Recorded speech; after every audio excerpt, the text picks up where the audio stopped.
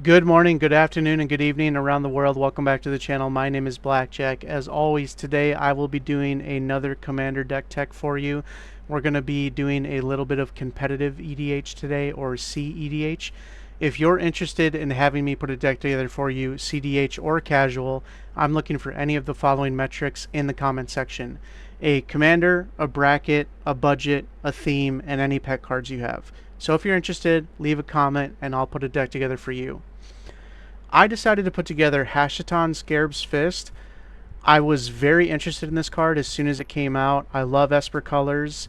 I love the ability that it has, and I like the traditional game plan of Esper in CDH, where you're attempting to kind of just control the board and default to your typical spells that just garner you advantage over time, and then your traditional win cons are available, such as Thassa's Oracle alongside Tainted Pact.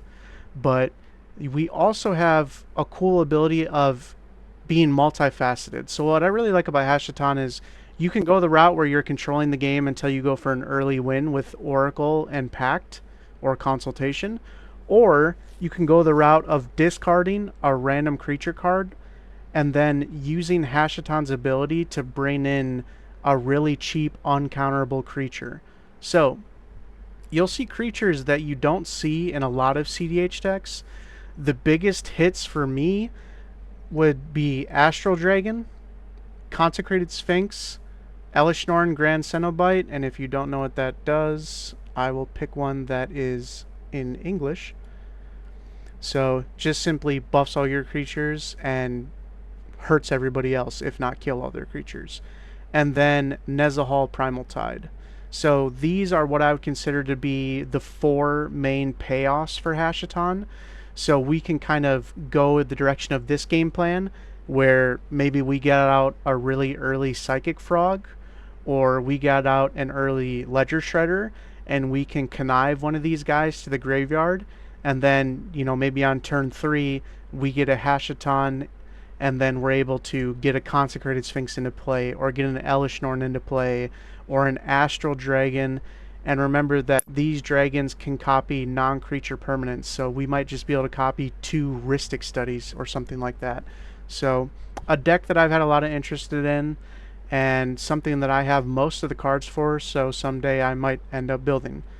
But as far as the other creatures, your typical CDH package: Archivist of Ogma, Clever Impersonator. Nowadays you're going to see this copying Rhystic Studies more often than not. Esper Sentinel, Fairy Mastermind. We still have the package of Grand Abolisher, the Ranger Captain of Eos, and Voice of Victory, all as personal protection for our own ability to win the game. So whether these are out on the turn that you're going for a Consultation Oracle line, or on the turn you're going to use Psychic Frog to discard Nezahal and then reanimate it, it's going to be nice just to know in the back of your head that there's going to be no interaction on the stack coming your way. Ledger Shredder, Lotho, Mockingbird, Notion Thief, Oppo Agent, Bowmaster, Phyrexian Metamorph, Polywog Prodigy, Psychic Frog, obviously Thassa's Oracle, and Valley Floodcaller. So a lot of these you'll see in any traditional Esper-based CDH deck. I think, they're tried and true, they're proven. These are the ones that I chose because the longer I play CDH, the more I realize that on turn 2, it's really important that you're either starting your personal game plan's engine, such as like a Megda, you're getting Megda out, or you're able to produce some sort of a consistent card draw that's going to net you positive over the course of the next few turns. Whether that be Archivist, Sentinel, Mastermind, Ledger Shredder, Prodigy, it really doesn't matter.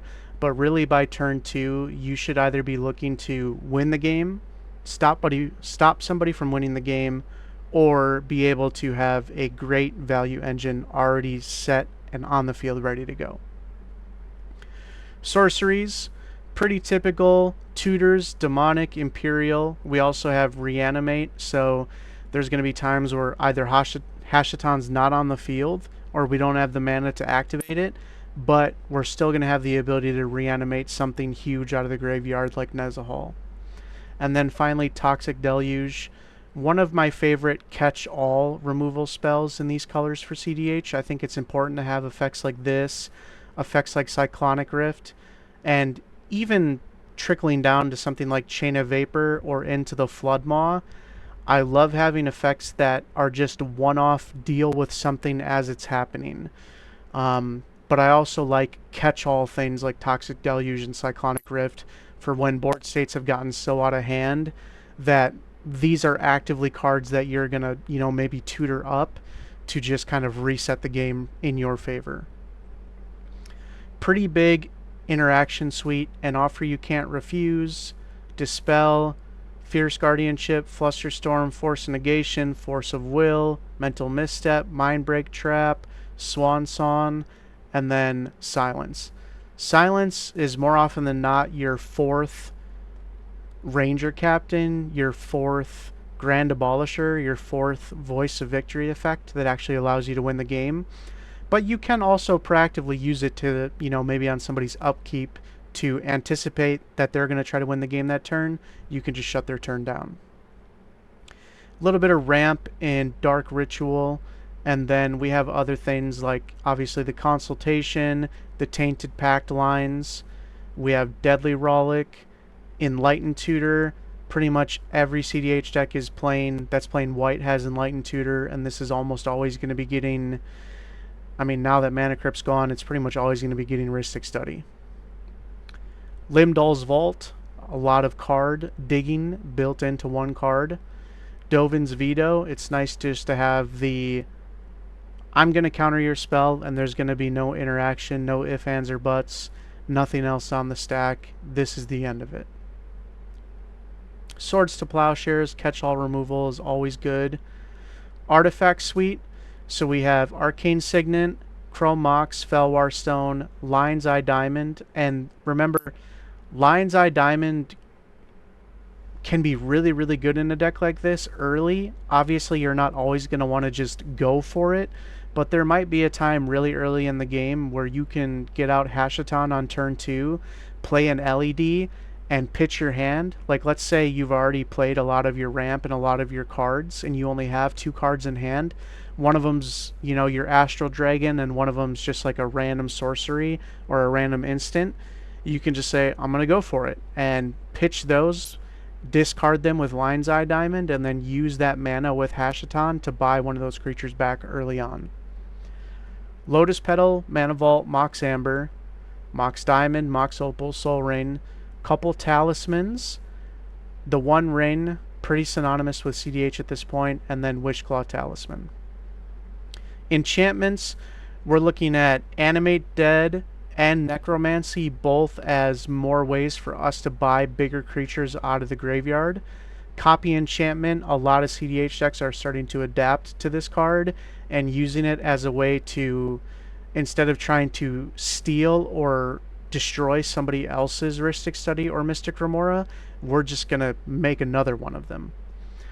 Mystic Remora of our own, Necropotence, Rhystic Study, and Smothering Tithe. So, this isn't rewriting history, this isn't an unknown quantity in CDH, but I wanted to show this deck off because I think it's really cool, and just like Tymna Kraum, which I used to play, and just like Glarb, which I'm playing now, I love CDH decks that can basically have 2 distinct win conditions. They can go slow and play that stalled out mid-range game that everyone pretty much in CDH is playing right now, but there's also hands where they can go really, really fast, turn up the heat immediately, and get games over quickly, or put yourself into a massively ahead position really, really quickly. So that was my favorite thing about this. Obviously, as far as lands, you're playing the best of the best when it comes to CDH. Cephalid Coliseum is noteworthy. You could play Bazaar of Baghdad as essentially like a second Lion's Eye Diamond type effect. I'm not going to spend that kind of money, but if you have one laying around in your trade binder, I would at least try it and see if you end up liking what it does for you. But I think it's not so good that it's guaranteed a spot in every CDH Hashaton deck there is. 28 is where I ended up. and that's the whole deck. So I hope you enjoyed it.